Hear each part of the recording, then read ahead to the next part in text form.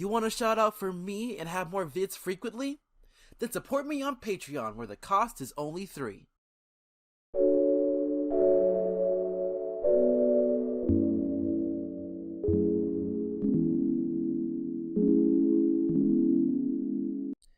As the quarantine still looms around the world, many kids to young adults have to stay home due to schools canceling or being transferred to online. While technology has been a valuable tool to use for education, it can sometimes backfire for all parties involved. Here we see a wacky example. Good morning everyone, my name is Jason Blade and this is a closer look at Dramarama's Robo teacher. We start things off with Chef getting ready for the day. He seems very excited to go to work until he gets a phone call. What do you mean you don't need me to teach anymore? I'm a teacher! Replaced with a robot? Yep, Chef gets replaced. Chef seems sad about the situation and tries to remember the good times he had with the Dramarama crew. No!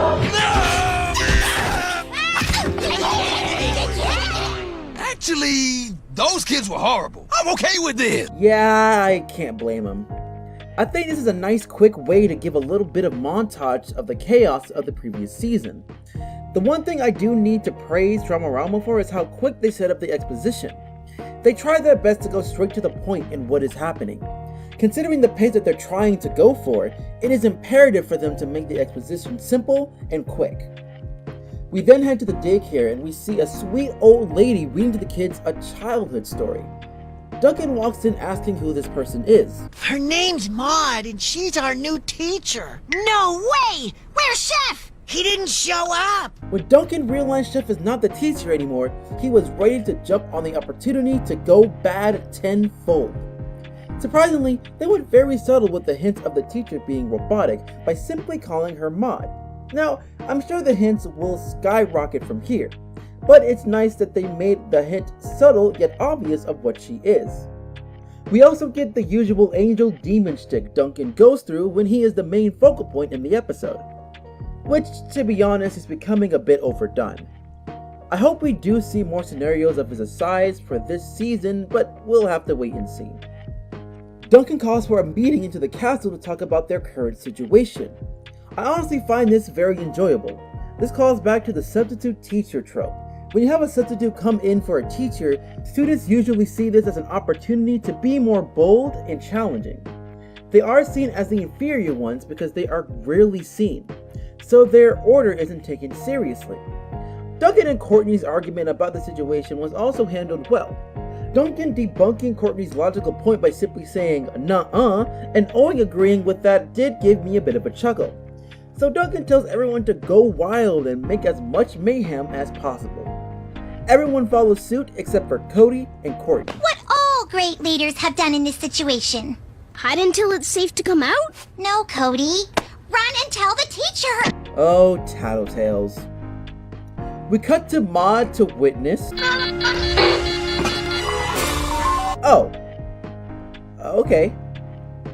Then we see another quick cut to a military base where we see MacArthur portray a general and they discuss Maud's status and their plan to replace all teachers with the robots they built. Which is a jerk move considering that'll lay off so many people, but I digress. The scientist expressed his concern about the combat program they installed. I have kids at home. Trust me, they'll need it. I mean, she's right though. Children can be some mean demons sometimes. The shock value was executed pretty well. While it can be seen as pretty extreme, seeing someone take their head off, using a robot usually has a lot of leeway to do just about anything. So you can get away with a lot, and they push it pretty hard. MacArthur continues to play the Larry role very well. If you watch Gumball, you know what I'm talking about. And we do get a hint of what could cause conflict. When Maud exits her office, Courtney and Cody warn her about the chaos that's about to ensue. I'll take care of that. I like her. She smells like motor oil. We cut to various places throughout the daycare as kids start to go mayhem, and they all fail to achieve their mischeats and get put in timeout. It does feel a bit repetitive, but it does let you know that this teach isn't like the others.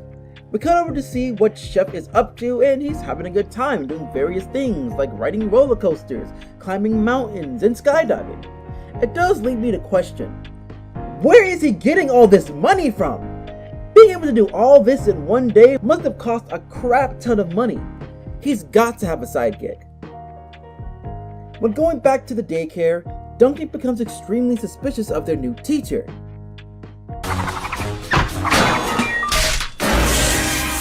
There it is! So when Courtney and Duncan went over to the crew, Courtney tried to explain the situation. It's a robot! Damn it, Duncan! When Maude comes over to see what the commotion was about, everyone starts running in panic. Once again, we see another episode jump into hyperdrive as Courtney and Duncan witness the truth about Maude. I enjoyed the interruptions from Duncan to counter the goal Courtney has to keep everyone calm. The dynamic between the two has always been strong throughout the show, and this episode is no exception.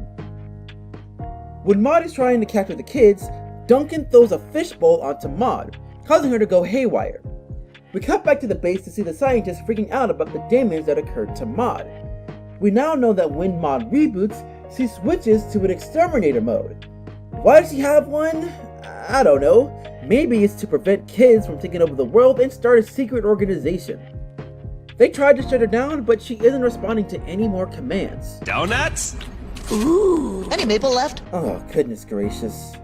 It's a simple way to heighten the stakes being displayed throughout the episode, but how uncaring the military has been toward the situation when they know they are at fault makes me want to bash my head against the wall.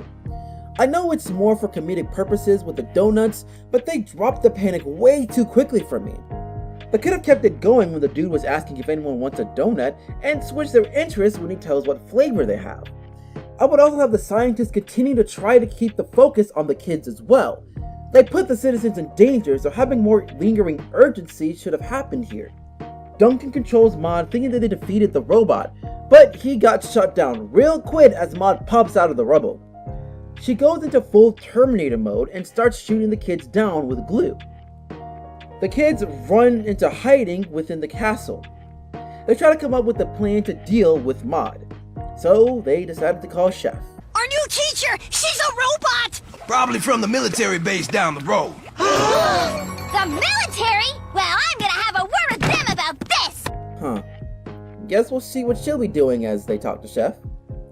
They beg him to try and help, but he denies them. Man, the adults are just so anti-children in this episode. At least for Chef it makes sense, considering that he was tortured throughout his tenure by the kids. We see the kids being chased around and glued by Maude. When Duncan became the last one to take her on, he brought out the big guns. Eat hose! Dang, it do be like that. As Maude gets ready to take aim, Duncan, where's the robot? bruh, these Deus Ex Machinas are starting to annoy me. Izzy's shenanigans can be a hit and miss because there are times where she doesn't give any value to this episode outside of this faction she made up on the fly. It would have been different if it were the military doing their jobs and taking her out. It might seem patriotic, but it would at least make somewhat more sense. We then get into another day and we see the kids going back to their crazy shenanigans, and we witness Chef sitting in the corner having a mental breakdown, and that was Robo Teacher. Overall, the episode is decent for the opener of season 2. Courtney's and Duncan's dynamic continues to be the best out of everyone. They did alright with the robot premise, not going too overboard with it. The shock value was handled well, and seeing the reactions of the kids was fantastic in that regard. My biggest issue here is the military, where everyone involved in this project needs to be fired with a lack of concern within that room. Plus the ending was very rushed and lackluster at best. Izzy pulling an Izzy just seems like more of a cop-out with not knowing how to end the episode.